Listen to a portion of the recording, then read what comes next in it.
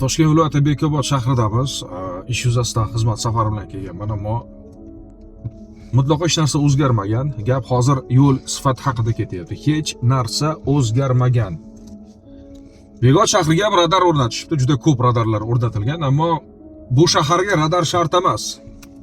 Bu shaharga radar o'rnatish shart emas. Sababi bu shahardagi yo'l sifati nari borsa soatiga 50 km tezlik bilan harakatlanish uchun imkon berishi mumkin. Nari borsa 50.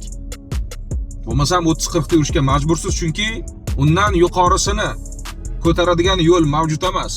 Ya'ni GO'z talablariga javob beradigan yo'l yo'q Bekobod shahrida.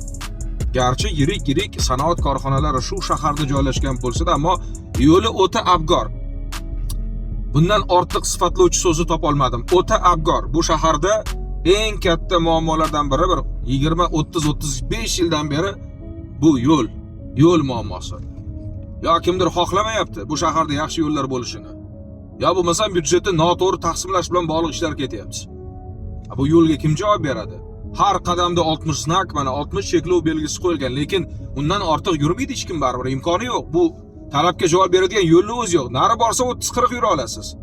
Undan ortiq yurish uchun yo'lni o'zi yo'q. Har qadamda chuqur, har qadamda nosozlik. O'zimman bu shaharda yo'llarni favqulodda avariyaviy holatda deb e'lon qilish vaqti kelgan. Esingizda bo'lsa, bundan bir necha oylar muqaddam o'tgan yoz oyida biz video tayyorlagan edim kelganimda. Ammo o'sha vaqtdan beri qancha vaqt o'tdi? Mana yarim yildan ortiqroq vaqt o'tdi, ammo hech narsa o'zgarmagan. Yo'llar o'sha abgor, o'sha rasvo ahvolda. Kimdir agar bu gaplarga ishonmaydigan bo'lsa, yo'linglar tushsa 130 km masofa Toshkent shahridan kelib shahar aylanib ketinglar. Shahar katta emas. Yarim soat yetarli shahar aylanib chiqib ketish uchun. Yo'lni haqiqiy ahvolini bemalol ko'rish imkoniga ega bo'lasizlar. Shu o'rinda men shahar hokimligi va ushbu shahardagi yirik sanoat korxonasi rahbarlaridan bir narsani iltimos qilardim. Bu shahar yo'lni to'g'rilab bersanglar, sizlar haqingizda kitob yozishadi. Sizlar haqingizda kino suratga olinadi. Agar mana shu shahardagi yo'lni 100% ta'mirlab bersanglar, sizlar haqingizda kitob yoziladi, shoir she'r yozib yuboradi. Bizga o'xshagan yurist, advokatlar va yo'l infratuzilmasi haqida ko'p gapiradigan odamlar faqat maqtaymiz sizlarni. Yo'l qilib beringlar shu shahar haydovchilari uchun va keladigan mehmonlar uchun yo'l qilib beringlar. Yo'l yo'q. Har qadamda syurpriz, har qadamda choq, yama, chuqur. Sog' yo'lni o'zi yo'q. Nimaga bunaqa? Bekobod shahrida mumkin emasmi?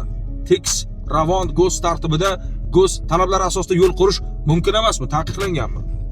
Yo'l qilib beringlar. Bu nima ahvol? Xuddi bir mina portlaganday har qadamda chuqur bo'lishi mumkin emas. Hech bo'lmasa bir 4-5 kilometr yaxshi yo'l izladimda topa olmadim. Har qadam chuqur. Men hozir harakatlanib ketyapman.